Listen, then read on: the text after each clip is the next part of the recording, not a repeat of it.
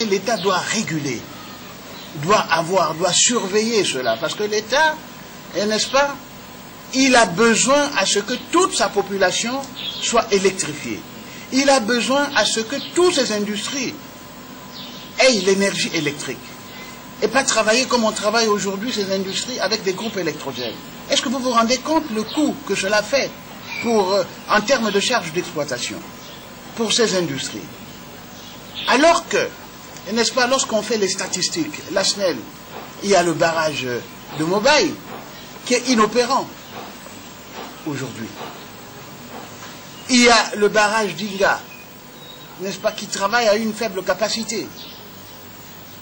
Nous avons connu Zongo, nous avons connu toutes ces plateformes, ces barrages qui aujourd'hui ne fonctionnent pratiquement pas.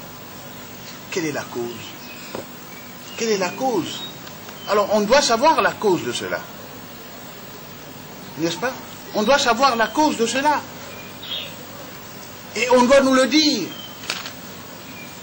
Nous connaissons peut-être, mais nous ne sommes pas les techniciens, les véritables techniciens de cela. Nous ne sommes pas les techniciens. On doit nous donner les informations pour qu'on puisse, à un moment donné, on doit savoir faire les états généraux, justement, de tous ces secteurs. Le secteur de l'eau, c'est un secteur très important. Le secteur de l'énergie électrique, c'est un secteur très important. C'est ça qui conduit l'industrialisation du pays. L'énergie électrique. Partout on en parle. En France, aujourd'hui, on voudrait modeler. On voudrait quitter, justement, parce qu'ils sont très avancés dans l'énergie atomique. Mais c'est l'industrialisation. Nous devons avoir une capacité installée très forte pour prétendre à une industrialisation de notre pays. Et moi, je comprends cela également dans les 5 chantiers du président de la République. N'est-ce pas, au jour d'aujourd'hui, ne parlons pas seulement de Kinshasa, mais dans l'arrière-pays. Alors, tout cela, c'est l'économie du pays. Si, au jour d'aujourd'hui, un dossier que nous avons géré au niveau de l'Office de gestion de la dette publique, la zarianisation, que je considère comme le premier pillage de notre pays, on prend des entreprises qui appartenaient à des particuliers étrangers, on confie, sans choisir, sans sélectionner comme il se doit, à des autochtones qui ont abîmé toutes ces entreprises.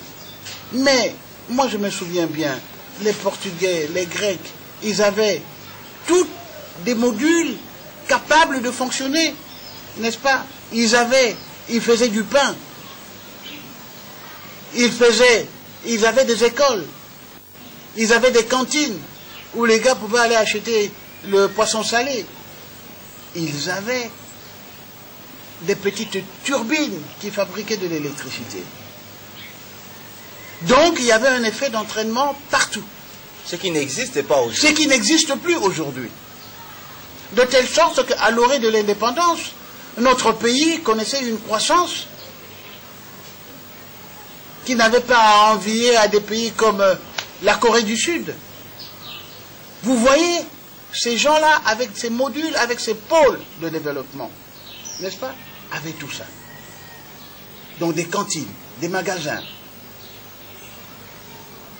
et des turbines. Les écoles, on parle aujourd'hui de missionnaires, ils avaient des turbines et ils créaient l'électricité. Mais alors, justement... Donc, ce que je voudrais dire, c'est qu'il faut une réflexion où nous allons. Une fois, j'ai dit et j'ai prétendu que, pour moi, le barrage d'Inga était un éléphant blanc. Alors, comment expliquez-vous ça? Mais les gens, n'est-ce pas... Mais écoutez, un éléphant blanc, c'est-à-dire quand il est incapable d'assurer, hein, n'est-ce pas, l'objectif qu'on lui a assigné, n'est-ce pas, ça devient un éléphant blanc. Le courant, même quand on le vend à l'extérieur, il passe d'Inga, tout le monde est dans le noir. Alors, mais mon ami, à quoi ça sert? Je veux bien. Et même cet argent, on ne le voit pas. On vend du courant au Congo-Brazza, on nous le dit, mais cet argent va où? On vend du courant dans les pays d'Afrique australe. Mais nous sommes dans le noir. Alors, c'est quoi ça, cette affaire-là? Et aujourd'hui, reconditionner Inga, c'est pratiquement un financement identique au projet initial.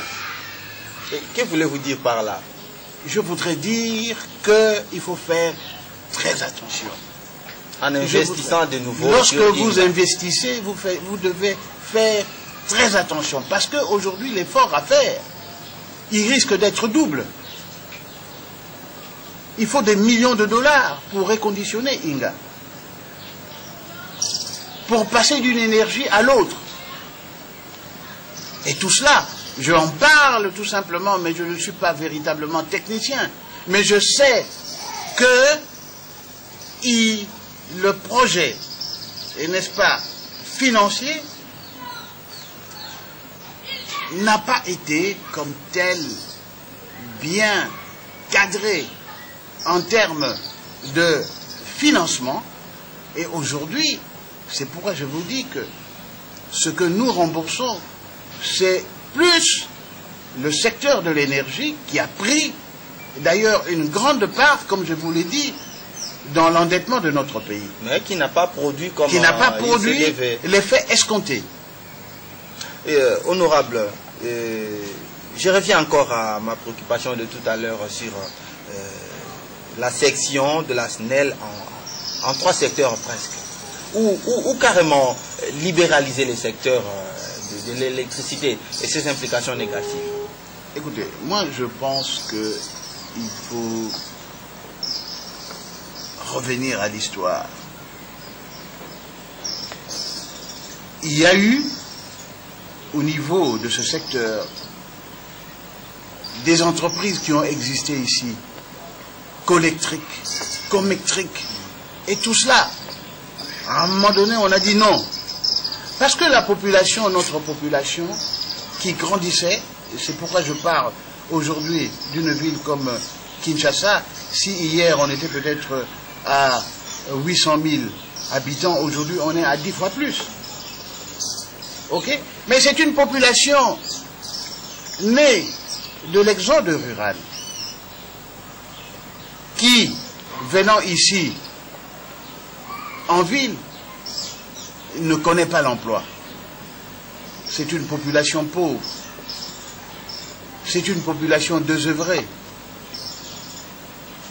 Ce sont des chômeurs. C'est une population qui s'agglutine dans les cités satellites. Et par conséquent, payer l'électricité au coût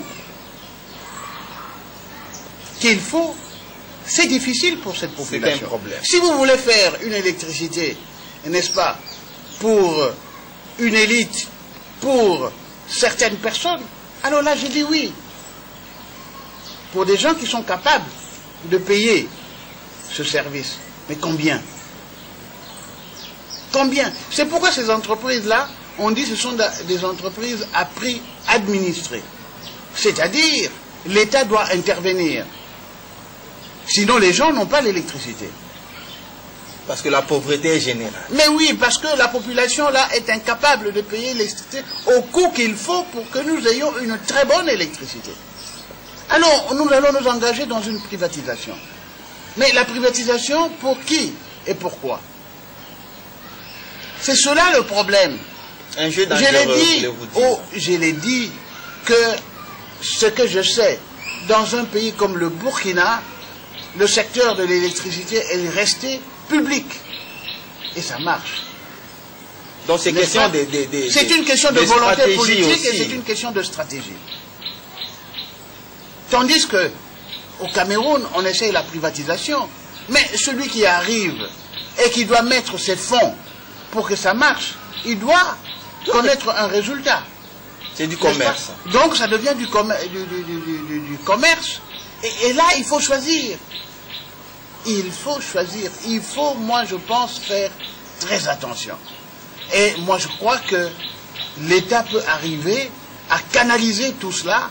Privatisation de gestion, privatisation de quoi. Mais ce que moi, je cherche, c'est qu'il faut arriver à un modus vivendi pour que la population ait de l'électricité. Nous sommes là Nous avons tous, quand on a un peu de moyens, des groupes électrogènes. Mais vous savez ce que ça coûte. Mais si aujourd'hui on dit des entreprises qui ont des groupes électrogènes, vous savez ce que cela coûte. Conclusion, ces entreprises ferment. Et honorable, il y a encore une manière aussi bonne de procéder, c'est-à-dire celle d'encourager des productions d'électricité locale. Je prends l'exemple de Kananga par exemple, où Miba a son mini barrage et il fournit de l'électricité au bénéfice de la population environnante.